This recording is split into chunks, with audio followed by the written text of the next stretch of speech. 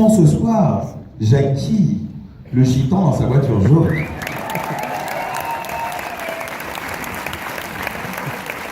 Bonsoir à tous.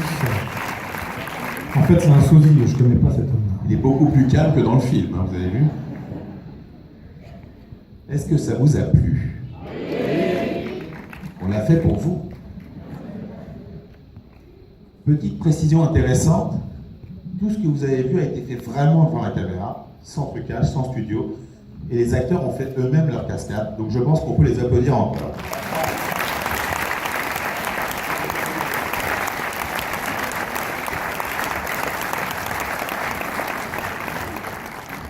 Surtout Vladimir, qui, comme vous voulez le voir, conduit sans ceinture, sans pare-brise.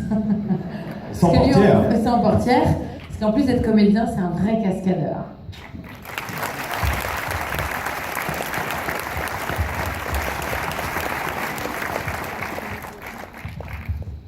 Alors, est-ce que vous avez des petites questions? Est-ce que vous voulez qu'on vous parle un petit peu d'anecdotes? Qui s'est tapé qui? Enfin voilà, vous nous demandez. Juan, oui, c'est pour moi. C'est pour moi. C'est pour moi aussi. Oui, c'est bon.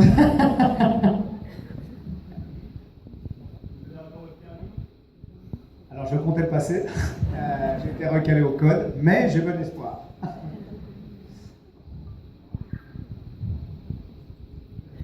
Oui, monsieur, là-haut.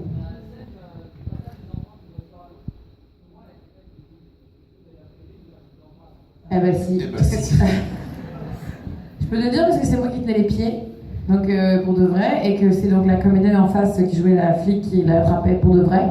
Et on a passé des vrais enfants de voitures qui roulaient à, je sais pas, on était entre 110 et 130, je sais plus exactement. Et pour de vrai. Et les parents étaient comme toi, ils étaient pas au courant. Et puis là, ils ont vu le film. Ne faites pas ça avec les vôtres, c'est dangereux. Et quand ils ont vu le film, les vrais parents des vrais enfants, ils ont flippé, ils ont vraiment flippé. Et ils ont dit si on aurait su, ben, on ne les aurait pas donné. Mais c'est lui qui est assez fou pour avoir imaginé ça, c'est Nicolas Benham. Des vrais enfants qui fait passer d'une fenêtre à l'autre. Tout ça avec des sécurités, bien sûr. Maximum. Monsieur? Oui, avec Charlotte Gabris, pareil. Ah bah nous, vous savez, dès qu'il y a un truc à passer, on le passe par la fenêtre. De toute façon, ça n'a pas. Hein. Et puis plus ça va vite, plus ça va vite. Et non, mais après, on était évidemment super sécurisé. On avait une équipe, voilà, pour pas qu'il y ait d'accident. Et surtout qu'il n'y ait pas un kangourou qui traverse ou un truc. Non, mais elle avait si tu veux, elle avait un lien qui la tenait au niveau de la taille pour être sûre que, tu vois, si jamais ça, elle s'écrase pas. Mais c'est elle qui l'a fait pour de vrai. Et pareil, à 110 km/h ou 130, je sais plus, c'était impressionnant.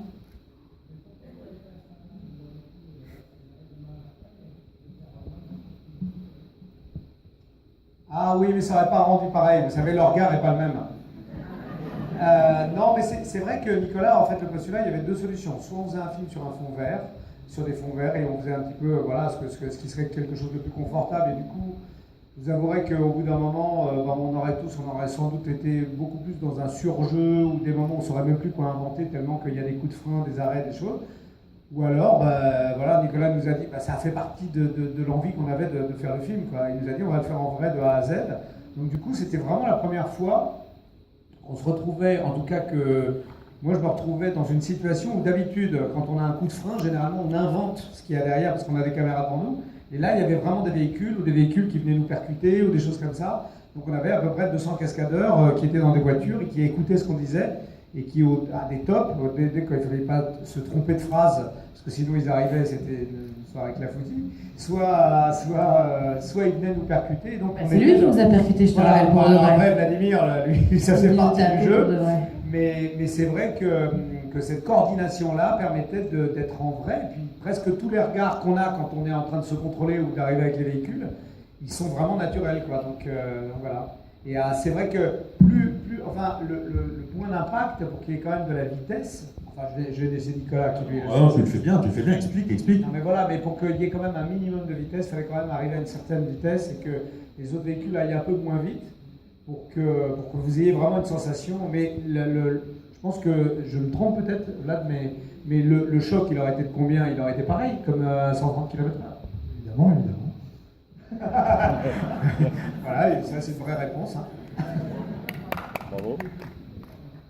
Ah oui, surtout quand tu sais que c'est José Garcia qui est au volant. Tu vois? Bah, ce qu'il y a, c'est que la vie nous paraît un peu morte en ce moment. On est un peu, c'est pour ça qu'on est content de vous retrouver, parce qu'on s'emmerde. Moi j'ai une Smart, ça n'a plus vraiment de goût, quoi, vous voyez. Et vous, parmi vous, qui ne mettra plus jamais son régulateur de vitesse après ce film? Mais n'empêche que même ceux qui vont le mettre, au moment où vous allez appuyer sur le bouton, vous allez croire que vous allez y penser. Non. Ouais. Crois-moi, sortir par un tour ouvrant, c'est pas un truc très facile non plus. Ah si, moi plus jamais. Moi personnellement, régulateur de vitesse, jamais. Non, j'ai encore confiance, moi, je sais pas. Oui, parce que t'as une Smart. Oui. Alors moi je peux toujours ouvrir la porte et mettre le pied et ça freine. Hein. Et pour les gens qui ont des vraies voitures, ça va être un vrai truc. Hein. Ouais, ils ont un vrai régulateur aussi, moi c'est un truc en plastique. Hein, ah, alors attendez qui ah oui, à combien 7 000 par véhicule, à peu près. 5. 2 ans. Non, 2 mois et demi, ouais. 2 mois et demi, tous les jours, en fait, à 130 km/h dans une voiture. Tu sais, tu vas dans c'est comme si tu allais chez. Je sais pas où je sais pas jusqu'où on pourrait aller en voiture en faisant 130 km. 5 fois 7, on fait pas mal de terrain quand même. On traverse au moins jusqu'à la fin, au fin fond de l'Oural. Ah ouais, c'est ça. Je pense. Mais c'est long. C'est loin l'Oural, là, crois-moi. Vous avez dû fermer une autoroute, ou du moins. Enfin voilà quoi. Ici, monsieur là. Alors oui, absolument, on a loué l'autoroute. Et je pense qu'on peut dire que ça a été fort assez long. Non, on a pris. On pouvait pas, si vous voulez, le domaine public français ne permet pas de louer des autoroutes. Voilà, parce que ça devient. Enfin, ça même c'est un service public en fait. C'est un service public. Donc il a fallu qu'on trouve une autoroute qui était fermée, enfin pas fermée d'ailleurs, ouverte, mais que le pays accepte de nous louer ces 25-40 km, parce qu'en fait on avance énormément sur l'autoroute. Et on a trouvé ce magnifique pays qui est la Macédoine. Voilà, Je te dis pas non, je te dis dis-moi combien. Voilà. Et donc du coup on leur a un peu bloqué, ils ont un peu pesté au bout d'un moment, mais on leur a bloqué au moins 25 km de tronçon de pendant 2 mois et demi. Et après 35 km. Voilà. Et dernière question, vous êtes inspiré d'un fait réel, parce qu'il me semble que c'est arrivé justement le fait d'avoir une voiture qui se bloque avec le régulateur de vitesse. Alors, il y a beaucoup de constructeurs qui vous diront qu'il ne s'est rien passé, mais on a appris dernièrement, quand on était près des péages, que de temps en temps, ils ont des gars qui arrivent un peu tremblants, qui arrivent dans les plots, les fameux GBA, vous savez, des gros plots qu'on tape à un moment. En fait, ils sont installés là pour les gens qui arrivent un peu de travers ou qui se ratent et tout ça.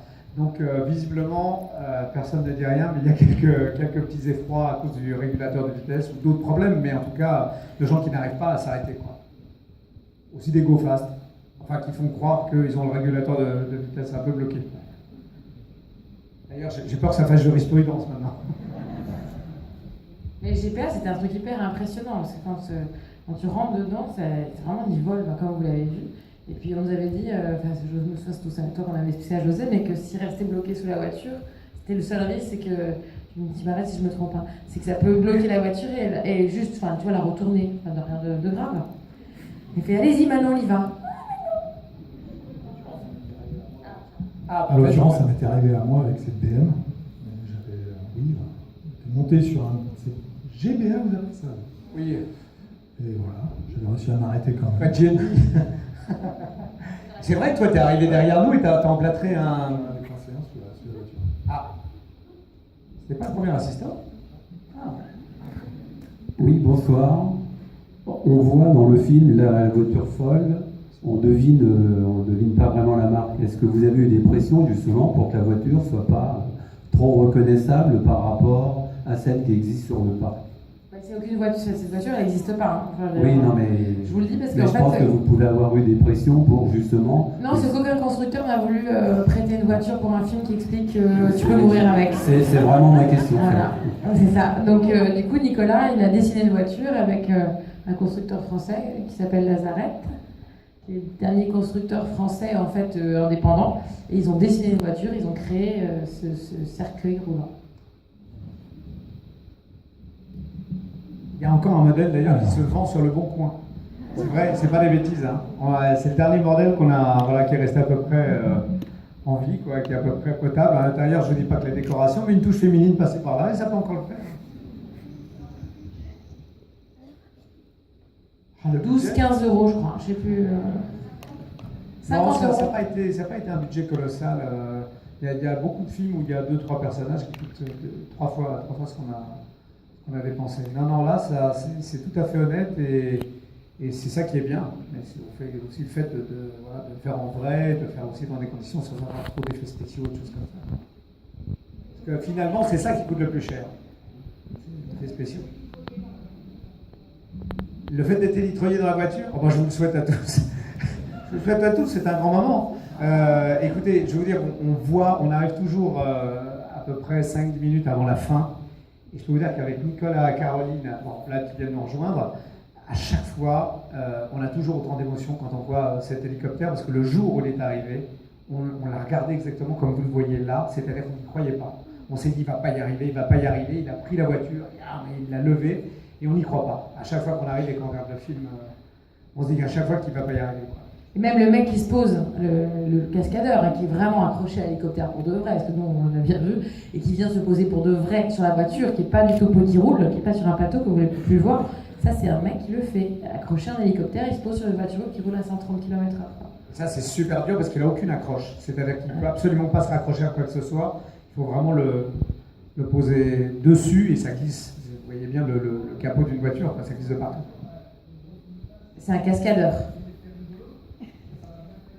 Ah bah oui, bah ça c'est encore Nicolas Benamou qui a inventé ça, ouais, c'est le côté sympathique du gendarme, tu vois.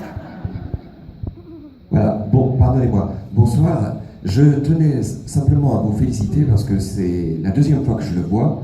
J'ai hurlé de rire la première. La deuxième ne m'a pas laissé indifférent parce qu'on a ramené du monde justement parce qu'on était séduit par la première. Vous êtes parti pour les 6 millions de téléspectateurs minimum, je présume. Oui, c'est quand ça passera à la télé, mais on aimerait bien que les gens viennent avant au cinéma. Oui. Non, mais ça devrait se faire de bouche à oreille. Et je tenais particulièrement à féliciter la personne qui a inventé le système, parce que vous avez chacun, c'est de la haute couture, vous avez un rôle étonnant. Vladimir, je pense c'est la cerise sur le gâteau. Parce Cherry on the cake, oh my god! Vraiment, je l'ai vu la deuxième fois, j'ai été autant amusé que la première. Donc, félicitations à toute l'équipe pour le tournage et puis à celui qui a eu l'idée du film. Merci. Merci beaucoup. Merci. Et Vladimir, pour ceux qui ont vu Babysitting, il joue encore aussi un gars à un forain qui se fait payer ses frites. Je ne sais pas si vous vous souvenez dans Babysitting. Voilà, il a ses débuts, puis à la base il était cascadeur, donc voilà, je crois qu'il a une grande carrière devant lui, parce que De maltraité en fait. Ouais. Eh bien, merci, moi l'exploitant que je suis content qu'on va faire 6 millions de spectateurs. Bravo à tous. Revenez plus souvent. Vous le portrait d'honneur. Alors, monsieur qui prend la parole. Vous avez eu la réponse? D'accord. Ah, madame, allez, madame. Comment va André Dussolier? Ah, alors André vous embrasse, on est désolé. On l'a vu à Orléans sur scène au théâtre et il est vraiment extraordinaire. Ah oui, et malheureusement, il est immobilisé, il ne peut pas bouger parce qu'il a les tendons abîmés. Et c'est pour ça qu'il n'est pas avec nous ce soir, du pied. Voilà. En fait, il a fait 12 000 cascades, rien, pas un accro, que dalle. Et en fait, au théâtre, pardon? Non, même pas. Non, il était au théâtre et à force de danser, et vous savez, il a pris le goût des cascades. Hein. Pendant des années, il a fait du cinéma d'auteur, et puis là, maintenant, il fallait le retenir, sinon il glissait à travers les pare-brises. Et malheureusement, le pauvre, il s'est blessé les tendons, et maintenant, il ne doit vraiment plus bouger pendant un certain temps. Il va venir nous rejoindre sur la tournée, mais pour l'instant, c'est pas encore ça. Voilà. Donc, en tout cas, il vous embrasse. Voilà. Nicolas, on vous avait réalisé, bien sûr, Babysitting 1 et 2. Aujourd'hui, c'est à fond, mais rien ne vous arrête. Vous nous faites plaisir à chaque fois, c'est fou. Ah mais il est fou, hein, faut le savoir. C'est fou. Il est fou pour de J'espère vrai, faire dans la plaisir vraie surtout au vie. Hein. public. Moi, je vais faire plaisir au public surtout. Attention. Ouais, c'est sûr. Vous faites plaisir aussi aux exploitants de tous les cinémas de France. Mais j'espère. C'est évident. Et puis Caroline, on vous connaît bien sûr pour une grande avocate qui a tombé un jour la robe pour faire du one-man show. Mais qu'est-ce qui vous a amené de ce one-man show au cinéma? Et qu'est-ce qui va se passer demain? Qu'est-ce que vous avez envie? Alors, ce qui m'a amené du One Woman Show, parce qu'en fait, c'est woman, parce que je suis une fille. Ça se voit pas tout de suite, mais si vous regardez de près, vous verrez. Et donc, maintenant, j'ai atterri dans cette aventure parce que Nicolas Benamou a eu l'idée de penser à moi, et je le remercie encore pour ce film merveilleux. Et puis, ce qui m'attend après, pour moi, c'est pas incompatible, hein, ces deux métiers de comédien. La différence qui est très étrange, c'est quand vous êtes sur scène, quand on fait un sketch et qu'on a un public comme vous, j'ai la réponse tout de suite. Une vanne, elle marche pas, on le sait. Alors que là, c'est un film qu'on a tourné il y a maintenant 1 an. Et on était vraiment, je sais, moi, encore plus fébrilement parce que j'ai pas leur expérience, mais voilà, on avait envie de savoir si ça allait vous plaire ou pas. On a cette angoisse-là parce que le film, il est fait et puis on attend. Et puis, donc c'est pour ça que vous savez pas, mais on se met derrière comme ça, puis on vous regarde. Pendant que vous regardez le film, vous dites, tu crois qu'ils vont rire? Voilà, donc quand on vous entend rire, je peux vous dire, hein, c'est un vrai bonheur et merci d'être là. Et voilà, parce que sans vous, il n'y a pas de théâtre, il n'y a pas de cinéma, il n'y a rien, c'est le public qui décide, c'est vrai, c'est plus important. Voilà. Et bien sûr, José, on va pas élaborer toute votre carrière, c'est quand même, vous êtes l'un des plus grands acteurs français aujourd'hui. Je flatte pas, mais quel plaisir que nous avons à avoir de grands acteurs comme vous. Et ça, merci d'être là ce soir, parce que vraiment, ça mérite vraiment une ovation. Venir à Orléans, vous rencontrer. Vous savez, le plus difficile, c'est à chaque fois, c'est de trouver des choses crescendo. C'est-à-dire que, évidemment, à force de faire beaucoup de folie, la difficulté, c'est de trouver le projet encore plus fou chaque fois. Et qu'il soit abouti. Parce que c'est compliqué d'aboutir à un film et qu'il soit réussi. Et c'est vrai que là, il y avait un challenge qui nous a tous inquiétés parce que vraiment, c'était très, très compliqué à faire pour le réussir. Et Nicolas, vraiment, a fait ça de main de maître pour garder cette énergie, filmer et le mener avec vraiment, on compare à chaque fois ce film comme une espèce de grande orchestre symphonique. Et la moindre dissonance dans le film fait qu'en 5 minutes, ça pouvait basculer, qu'on pouvait ne pas rater, enfin ne pas réussir surtout. Parce que c'était tout bête, mais vous savez, comme ça se passe sur 1h30, Nicolas nous avait dit qu'en fait, quand on était en Macédoine, qu'il fallait qu'on attende si jamais il pleuvait. Et il s'est mis à pleuvoir pendant 1 semaine. Et là, on s'est dit, bon, on va pas pouvoir finir le film, parce qu'en fait, on ne pouvait pas rouler sur les autoroutes, parce que s'il y avait un problème de freinage avec l'eau, c'était ultra dangereux. Et en plus de ça, il y avait les pare-brises qui étaient pleins d'eau, donc on ne pouvait absolument pas tourner durant ce temps-là.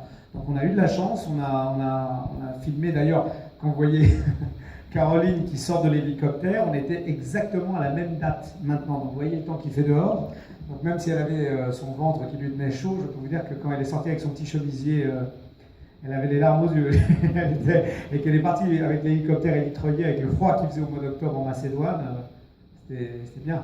À 110, il fait plus froid qu'à 2 km/h. Je ne savais pas, parce que j'étais jamais sortie à 110 km/h dehors. Mais il fait vraiment très très froid. Et même si gendarme, grosse moustache, c'était très chaleureux, et ça suffisait pas à réchauffer. Et une petite pensée aussi pour Vladimir, qui lui a conduit sur pare-brise pendant je ne sais pas combien de temps, qui est rentré dans le campement. Dans le campement, mais avant dans le Guignol, dans le campement, à chaque fois c'est lui qui fait ça. Hein. Ouais. Et sans ceinture, sans rien, sans pare-brise. Voilà, donc le film, vous êtes les premiers, l'un des premiers après Blois, parce que je crois que vous étiez à Blois il y a quelques minutes, oui. Il y a quelques heures. Donc là, vous êtes les suivants qui ont vu ce film en avant-première. Et je vous rappelle que le film, vous voyez, c'est écrit, il sort le 21 décembre. Et si vous avez aimé, surtout, parlez-en. Ah, vous pouvez tweeter, on est sur nos comptes et tout, on essaiera de vous répondre au mieux, parce qu'on est un petit peu en train de courir, mais voilà. Alors, la jeune demoiselle. Mademoiselle. Pourquoi le pôle du Sud et pas le pôle du Nord? Alors, c'est une bonne idée, mais souvent en vacances, c'est un réflexe de Pavlov, comme on dit. On remonte ou on descend, mais souvent les gens sont un petit peu en quête de soleil. Alors tu me diras, c'est vrai que c'est une idée reçue, qu'en Bretagne il fait aussi beau qu'à Paris, ou que dans le Nord il peut faire aussi beau l'eau que dans est d'autres moins régions. froide, on va être très très clair. L'eau est moins froide dans le Sud, ma chérie, je te promets, j'ai essayé les deux. L'eau est moins froide dans le Sud. De toute façon, on était en Macédoine, et donc on était dans l'autoroute de l'Est. Donc voilà. Comme ça, on n'a pas fait de méchants. Enfin voilà, on a fait même un partage. Toi, tu viens du Nord, c'est pour ça? De quoi? T'as les origines. Et moi aussi, je viens de l'Est, alors tu vois, t'imagines, je suis vosgienne. Ah, tu sais pas où c'est.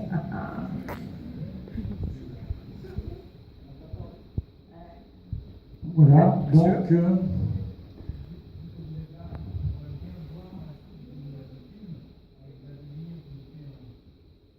Ah, la suite du film?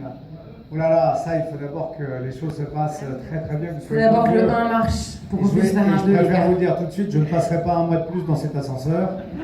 Donc ne commencez pas à vous faire des idées, je ne passerai pas un mois dans un ascenseur. Déjà la voiture, je n'avais pas très bien lu le scénario, il a fallu...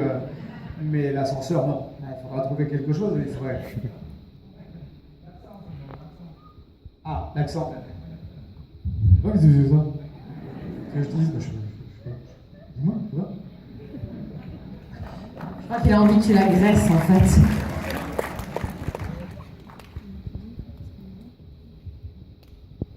Ah, là-haut. Monsieur. Ah oui, il y a plusieurs personnes là-bas, il faut un micro là-haut. Tu vois? Ah, est-ce que c'est une vraie piqûre de gamba? Faut demander à celui qui s'est fait piquer, alors. Juste un petit peu allergique, comme vous avez pu le voir. Il a vu son oreille, elle est devenue normale. Et vous parlez bien de Vlad, hein, vous ne parlez pas de la dame, parce que la dame, c'est moi.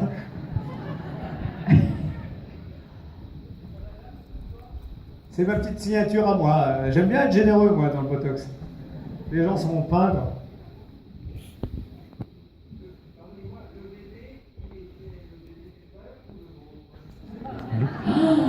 Et je vais vous dire, ça c'est un truc vous que je demandez à moi. Personne ne le saura. Personne ne le saura. Si, comme tous les enfants, et seules les femmes le savent. Et à déceler, ça va être compliqué, il va être brun, enfin, même s'il est un tout petit peu blond au départ, il aura forcément des origines. Soit il sera plutôt espagnol, soit il sera argentin. Enfin bon, il sera latin, c'est déjà ça. Là, c'est un film très féministe, je sais pas si vous avez remarqué, parce que la belle-mère, elle n'existe pas. Et d'habitude, c'est toujours la belle-mère qui vient, qui t'emmerde dans tes vacances, etc. Et là, eh ben non, pour une fois, ça m'a fait bien plaisir quand j'ai lu le scénario. C'est un homme, vous avez vu, c'est le beau-père qui est emmerdant. Et ça, c'est moderne. Non, c'est pas. C'est parce que c'est moderne, mais ça vous effraie, monsieur. Mais c'est pour vos enfants. J'avais une question, ça fait la deuxième fois que je viens de film. Il y a un truc qui m'a toujours intrigué, c'est pourquoi un gamin joue avec un harpon. Parce que son père est fou, son beau-père est encore plus fou, que sa sœur, et vous avez remarqué, elle est pas non plus un psychiatre avec des petites poupées. Enfin, c'est quand même une famille un peu spéciale, vous avez noté. Ouais, j'ai bien vu, ouais. Et moi, je suis une femme, une maman très très cool. Mais vous étiez vraiment enceinte ou c'est des conneries? Oui, j'étais vraiment enceinte de José Garcia, mais surtout, vous ne dites pas sa femme. Hein. Merci. Si vous voyez le petit, là, il est magnifique, magnifique. Il court partout, il parle deux langues, il est... Mais elle a très bien compris, elle sait que c'est professionnel uniquement. Donc... Oui, puis le petit sera acteur. De toute façon, il est déjà à l'école du spectacle. Il a une carrière toute tracée.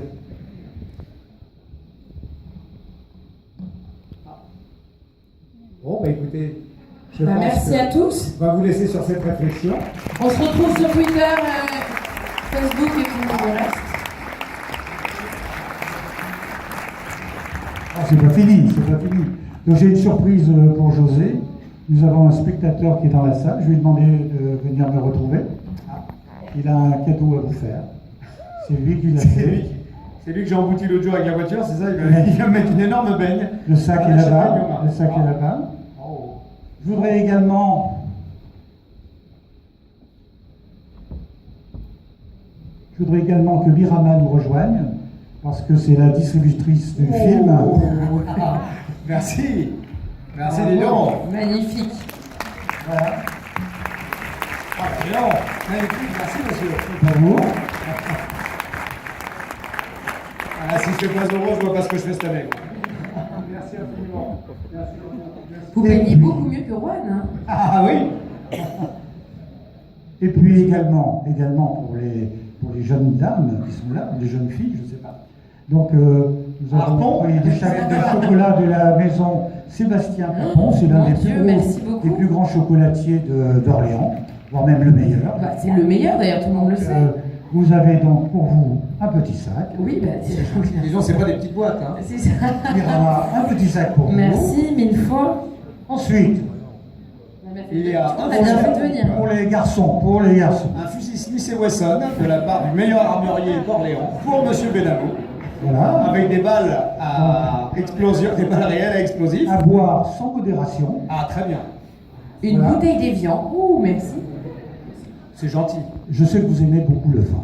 Ah, et j'adore le vin, j'adore conduire bourré. Ça, c'est un de mes... Donc là, C'était ça, je vais vous dire, on va se régaler parce que là, on avait un chauffeur, mais on va prendre le volant. Mais je peux vous dire qu'avec la voiture qu'on a, on va bien se marrer à Orléans. et là, c'est dans, Et je vais mettre ça sur le capot, comme ça tout le monde saura que c'est moi. et c'est un Sancerre Demoiselle d'Alphonse Mélo. Ah, c'est comme si elle était vue, C'est celle-là. comme si elle était Et nue. ça tombe bien, j'ai amené ma trompette. Voilà. Eh bien, écoutez, merci Bien. pour cet accueil magnifique. On vous On va vous remercie donner. 1000 fois d'être venus. Merci à ceux qui sont revenus une deuxième fois. On est très, très touchés.